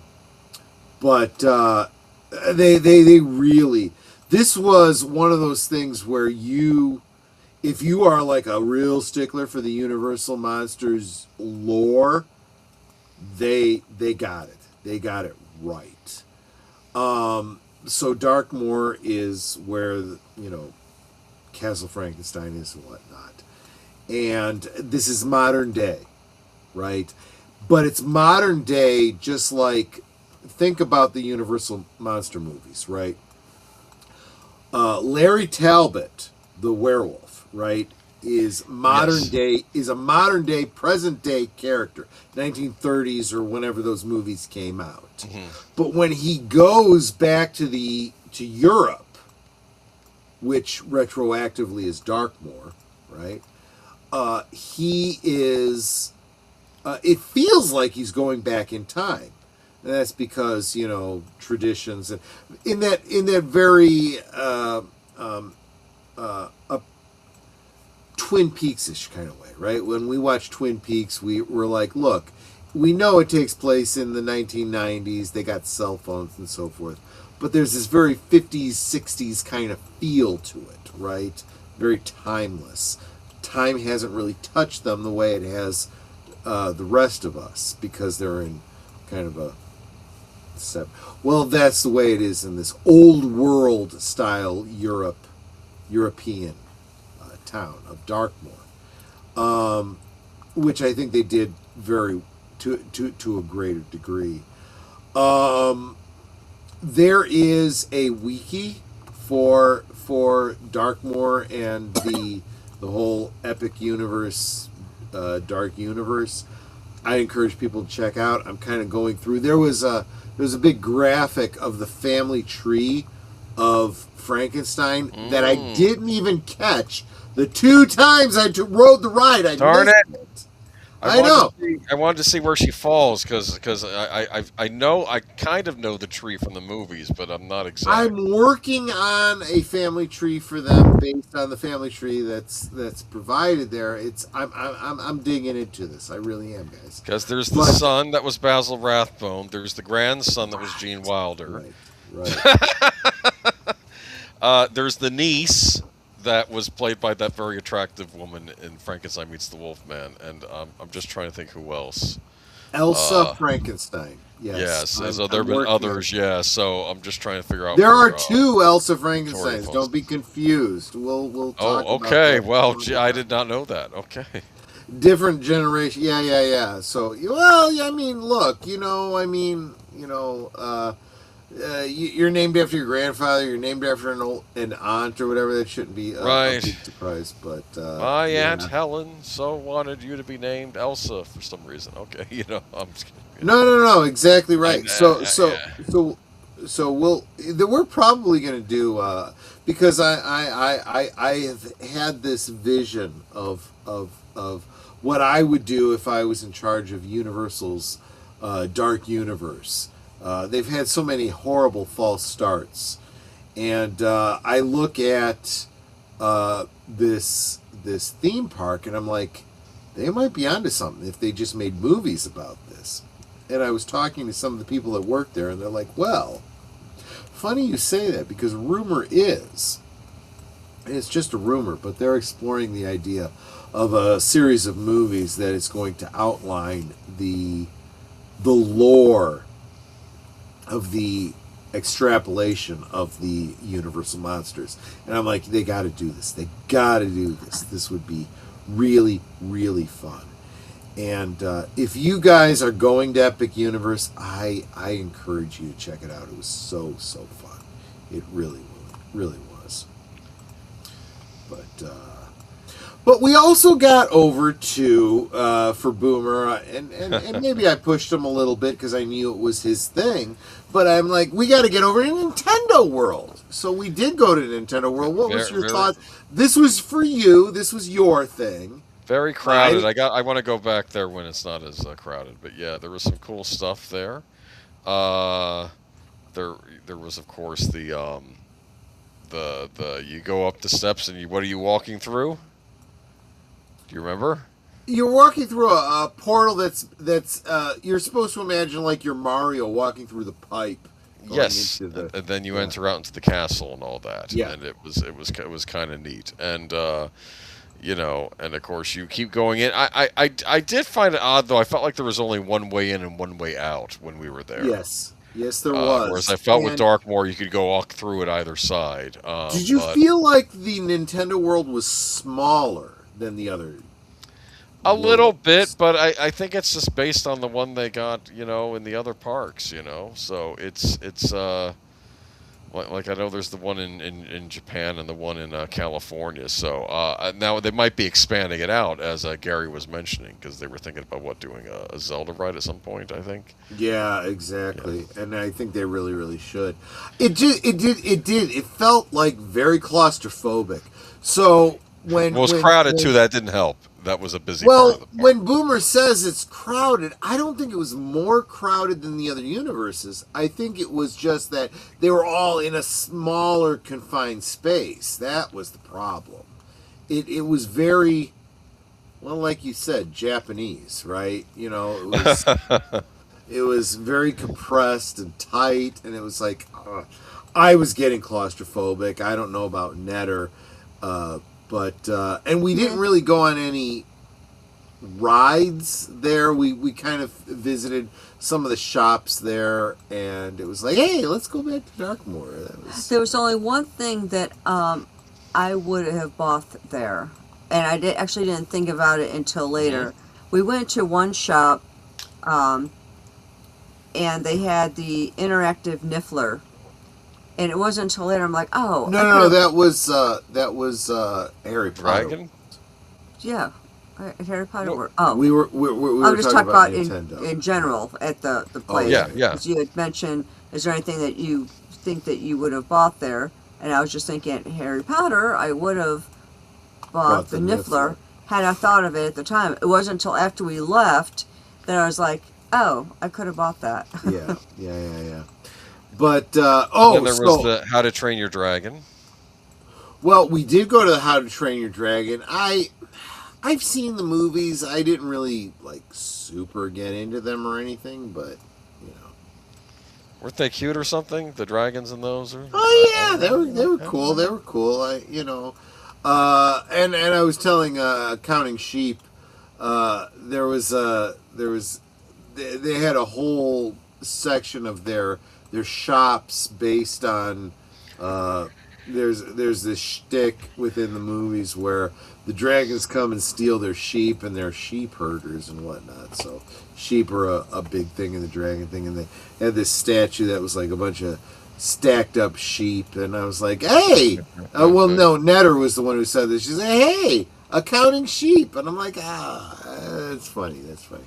But maybe they had haggis in the restaurant there. Did they really? No, I don't know. I'm just joking. Okay. Maybe they did. Okay. But so we walked through there, but we also went to the Harry Potter. I don't know what it was called, but it was the premise of it was you're going to Paris. Yes. And it's the Paris School of Magic. Which is referenced in the movies, more fleshed out in the books. And I thought it was kind of neat, but I'm not real into Harry Potter, and I'm certainly not into France. There was a cast member there who was in the costume of the French girls' school. Yeah, the gorgeous blue. Oh, it was really, really cool, and I really liked the hat that she was wearing. It's kind of a stylized, witch's hat, but in a very auteur French style. And I was talking to one of the shop people, talking about the lore, and she was saying, no, I don't speak French, and I know this is supposed to be France, and so on and so forth. And she said she spoke a little bit of French. Right. And she said, oh, and I know that the school that they reference in the books you know, they discuss it as though it's an all-girls school, but it's not an all-girls school. It could be girls, it could be boys. And I'm like, okay, fine, whatever. It's like, look, it is what it is. You don't have to, you don't have to, go all gender politics or anything like that. Real quick, I want to say hi to Brother J, 1701, says just stopping by to say hello. Have a great day. I hope both of you are having a wonderful, wonderful evening. Thank you for stopping by. And of course, Daniel Berry's Sports Highlights says, happy Friday, what's up, everybody? Good to see you. Keely Chow coming to us from across the international date line. Welcome, welcome, my friend. Good to see you. Thank you for being here. So yeah, we checked out those things, and Boomer, you had a speculation about the Harry Potter world, that it wasn't exactly what they finally went with wasn't what the original plan was. My suspicion was that it was supposed to be a Fantastic Beast. That was the rumor that I had heard a year ago. It was going to be based on the Fantastic Beast movies. And I think since those kind of dried up, they decided, let's just do it something else. But I think that was originally going to be a Fantastic Beast area. It was probably something they were toying with, but I think that series just didn't take off. And it probably would have been based on like the 1930s.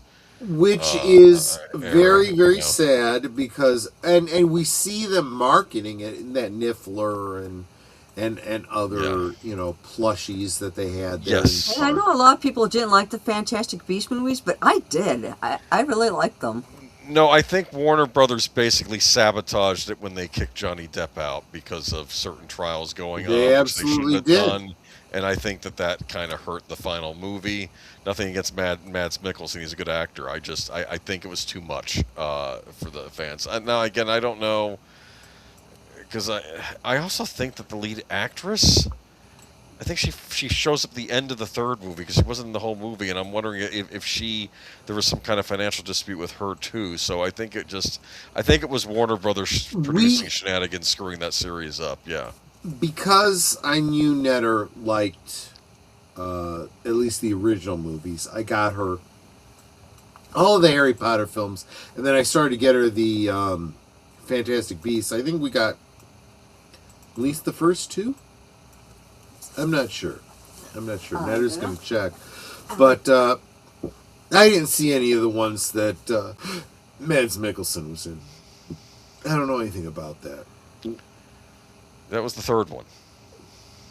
We didn't get that far. We were we checked out and we're like, screw them. Would it be under Harry Potter or F for Fantastic Beasts? It's not a terrible movie. I think the fans just didn't come out because they got rid of Johnny Depp. I liked it being set in the U.S. I liked it being set in the 30s. It's pretty cool.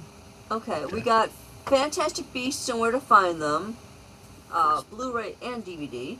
Then we got Crimes of Grindelwald. I think that was the second one, yes. And we got The Secrets of Dumbledore, which is still sealed, so we never watched that one. Well, there you go. You should watch that at some point and let us know what you think. See, that just tells you where we're at on that. We've kind of been... That was it. Those are the three. Those are the three movies. And that's the one that makes Dumbledore gay, right? Well, here's what I'll say at least about it. I don't think they're overt about that. I mean, maybe if you're reading their language and Dumbledore and him meet, that maybe there was something, but you could also... Let me be very clear. Yeah. I have nothing against... If you're gay, if you like same sex, that's fine. That's your thing. I don't care. I really don't. But I don't like people projecting that on characters unless the author decides that's the case. If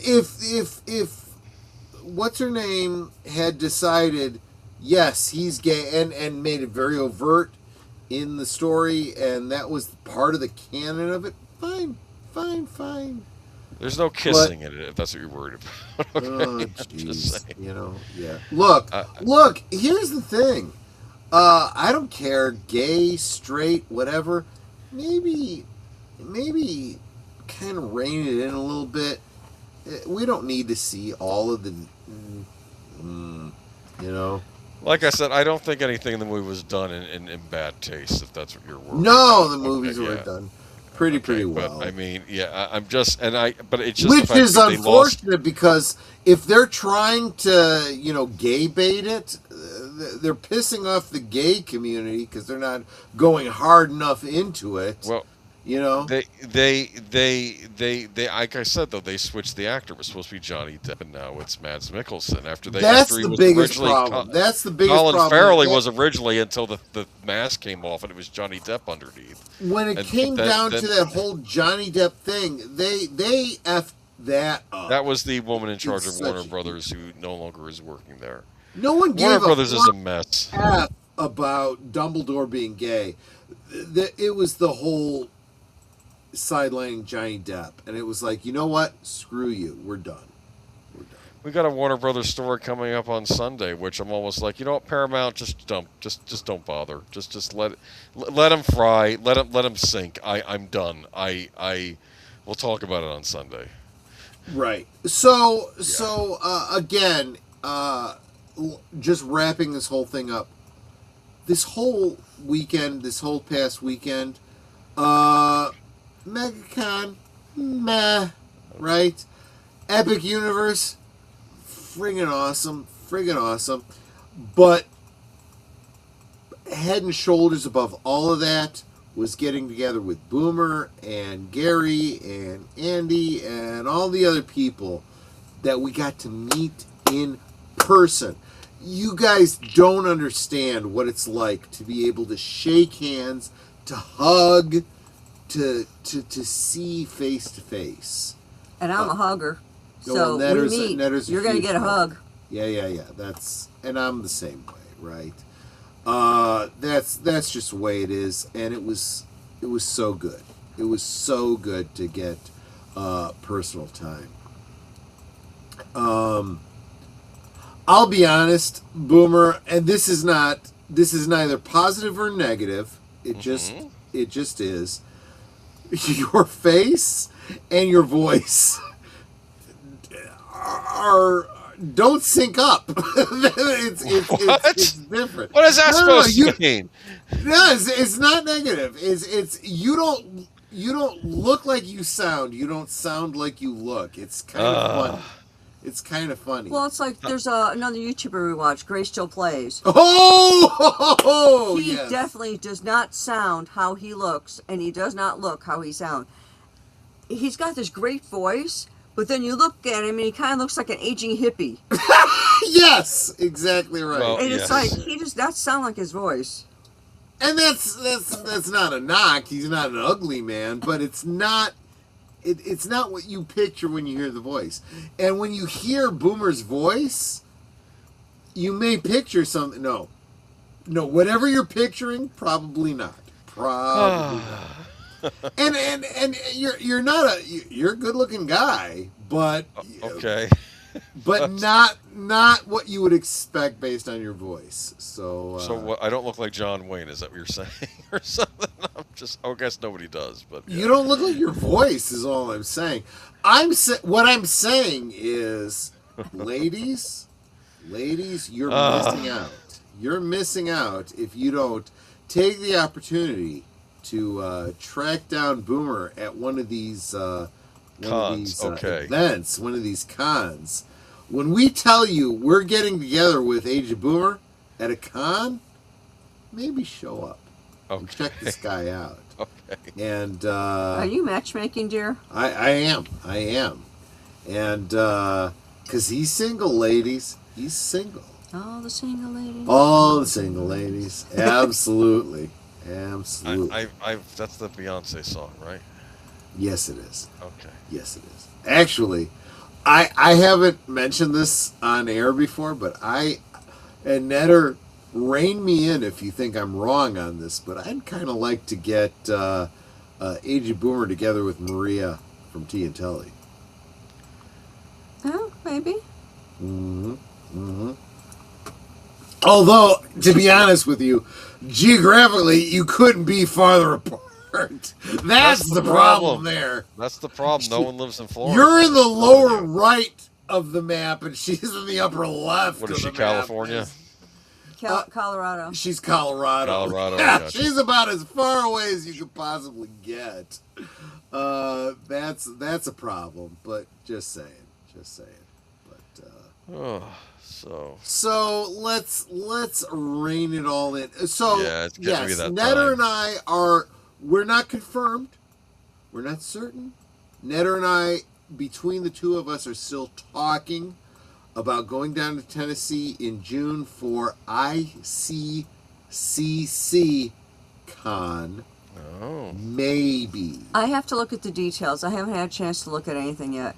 For us, it would be far cheaper than MegaCon was. We could almost get a full weekend pass each for the price that we paid for MegaCon for one day. And one day drive for us down to Tennessee. Not even. I mean, not as bad a drive. Depends on. It's half the distance to Florida for us, and I don't know. Maybe I should reach out to Culture Casino and say, hey, buddy, you didn't make it down to MegaCon. Can you make it down to this? It's in your neighborhood.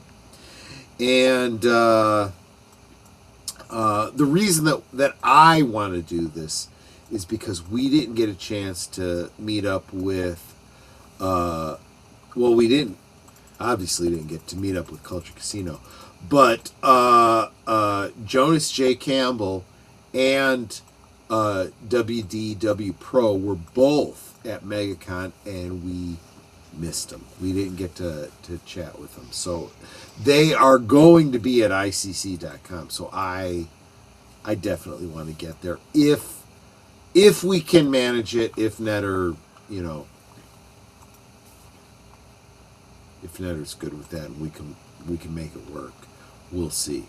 But just throwing that out way in advance, or as far in advance as we can, so you guys. So there you cool. Go. Boomer, I'm not expecting you to be able to make it for that. It is, by the way, ICCC Con is purely a Star Wars convention, a fan convention, which, if you're a Star Wars fan, it's going to be a really good one, as opposed to these corporate type of cons that want to alienate half of their constituents. Just saying. Yeah, it's better, because I know you were making a point that some of the people, Star Wars people at the con, were doing a better job than Disney was. Right. There is a whole section of MegaCon that is like walking through the streets of Mos Eisley. It was really, really neat. And it's all done by fans. So there you go. But anyway, you guys saw the promos. There's nothing else to share. Sunday, of course, Geezers is the next thing. You gotta... No, well, I mean, for Netter and I, we'll be on with Big Al on tomorrow or later tonight, depending on where you are on the international dateline, for Godzilla -1, which Netter and I have not seen yet. It is on our to-watch list, and now we're going to get to see it. So there you go. Well, I'm thinking if it's Godzilla -1, it's like, okay, there was Godzilla, and now -1, so he's not there no more. So well, this is basically a prequel to the original Godzilla. Is the way you're supposed to look at it. And Boomer, do you want to know what the significance of the title is? I can explain. Yeah, go ahead. Go ahead. It's Japan, like right after they lose World War II, so they're already at 0, and then Godzilla shows up, so now it's -1 because now it's even worse than being at rock bottom. Now, because now Godzilla shows up like after. Let's face it, they got ganked after World War II. You know, they're the only country to have nuclear bombs dropped on them. Let's be honest with you. You know, just saying. You know, they got fallout in real life. Just saying. Yes. But so that is Godzilla -1. So geezers, what are we going to be talking about on Sunday? We're going to be talking about apparently a new Harry Potter movie in the works, which will save not Harry Potter, excuse me, Lord of the Rings movie in the works. God, and a choice of writings, which I almost thought was an April Fool's joke. I'm like, this is somebody trolling online. This ain't real. Honestly, some of these titles, some of these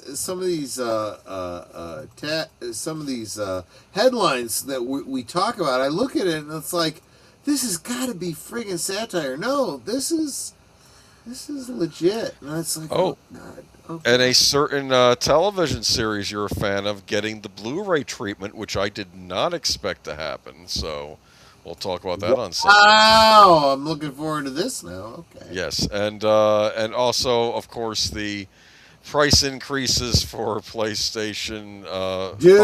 This is your problem, not mine. It's going to be everyone's problem because you think PCs are going to escape this. You're wrong. Because I just got a bad feeling about the entire industry. All right, we'll see what happens though, huh? Yeah. That's all right. You could buy one of those old Bitcoin computers that they were using to harvest Bitcoin and play like some old 6th generation games on it. You'll be good to go. Yeah. That'll be our gaming from now on. I don't believe this. Boomer, you know what I've been playing, right? Fallout 4, correct? I was literally playing that up until it was time to go live. I'm really enjoying that game. I'm really enjoying it. Yeah, the French made. This is a typical evening. I will go to bed about midnight, and I'll say, "Don't be long." 4 hours later, he's finally coming to bed. Seriously. This fills all the niches that I love about gaming. It's a good game in and of itself, but it's very customizable. It allows a lot of custom content. I really enjoy it. It's a game that I love that takes the place of most adventure games that I like to play and The Sims. The Sims just fuck that whole series. I literally purged The Sims from my hard drive. I don't even play it anymore. But yeah, I'm really enjoying Fallout. And it's really because of the TV show. The TV show is doing a great job of pulling in new fans, and I'm one of them. Sounds good. Look, Netter isn't even playing the game, and she's following along with me because most of the time, unless I'm doing like side quests, or building communities and stuff like that, just housekeeping type bullshit. Main quest type stuff I do when Netter is here to watch on the big screen. So she's totally in on all the lore. So when I talk about stuff, she knows what I'm talking about. She gets the lingo. Netter and I are Simpatico and all that. Simpatico. I like that word. Yeah. It sounds Italian. And we definitely speak the same language. So when I talk about what she might have missed, in the 4 hours that she was sleeping and I was playing, she's keyed in. She's like caught up. What's funny is he'll be go around and collecting stuff, whatever, searching, and it's like, go back to the desk. You missed a bobblehead. She's good. She catches those details. Yeah, that's. I'm better off playing the game when she's watching than when she's gone to sleep and I'm on my own. But cool. I don't know. Tell me, guys, the 20 of you that the stream says is watching right now, if you're interested in Fallout, if you are Fallout fans, if you play Fallout, if you'd like me to do a whole stream related to that, I'd be happy to. Just let me know that there's an interest in that, and I'll do that. I guess I should say, if there's anything that you guys want me to talk about more, let me know. Let me know. Geeky stuff, right? So let's wrap this up because we've already gone past the 11 o'clock point. Boomer, anything that I missed that you think I should bring No, I think we covered it all pretty well. So we'll shift this till next week, and we'll join us again. What are we doing next week, Boomer? Do you have any? Do you want to? Is it time for another AI stream? How many articles do you have? Do you have one? We got a few. It's up to you. Let's do it. Let's do it. That's fine. That's fine. And then everyone's favorite subject. Okay. Let's do AI next week, and then we'll plan a karaoke stream the following week. Sounds good. Okay. And Netter, any last thoughts? Any last words before we wrap it up? Well, you know how much we love you. So thank you so much for being here. Thank you for encouraging all of us tonight. Make sure if you haven't already, you do the clicky things, you do the thumbs up. Well, it's a little late to share out the stream, but hey, you know, if you want to maybe draw some people to come back and watch on the rewatch. Yeah, but thank you all for being here. You guys are Osmo. Absolutely. And when she says love, she means it. Jamie Lynn, thank you so much. You're wonderful in the chat. You really are. All of you are. And I super appreciate every single one of you. I am friggin' blotto, which is where I want to be when I end a stream on Fridays. Going into Saturday for some of you. So thank you all so much. I will get off a DM to Gary and Andy tomorrow to thank them for being here. Thank all of you for being here. You guys continue to encourage me. I will continue to do this crap. This is awesome. Thank you guys so much. Sounds great. You guys all take care of yourselves. Be healthy. Gosh, you can't really have life to the fullest unless you are healthy. Please take care of yourselves. Stay hydrated because it's good for your health. Hail hydration. Drink responsibly. Not like me. Don't follow my example. Drink responsibly. And we will, of course, see you on the next one. Take care, everyone. Bye-bye. Good night. I pressed the button. Why aren't you playing? Good night, ladies. Good night, sir.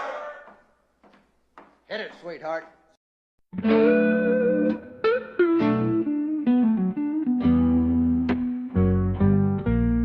The neon lights are fading. Closing time is near. Whispers in the corners. Secrets shared sincere. The bartender's polishing the final glass.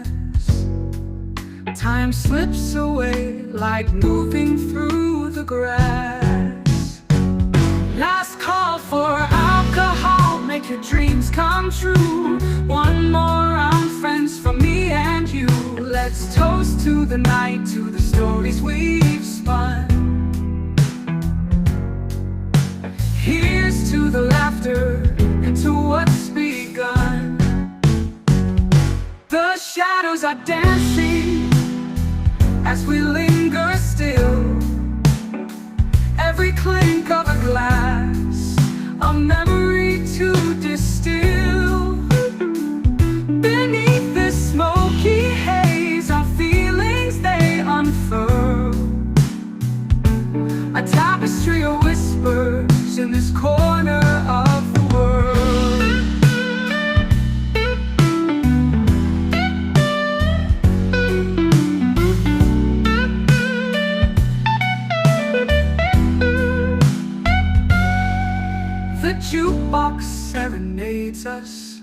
with a final tune, crooning to the lonely and the lovers under the moon. With every soft note, the end draws ever near, but in this fleeting moment, there's nothing to fear. Last call for alcohol, make your dreams come true. One more, I'm friends for me and you. Let's toast to the night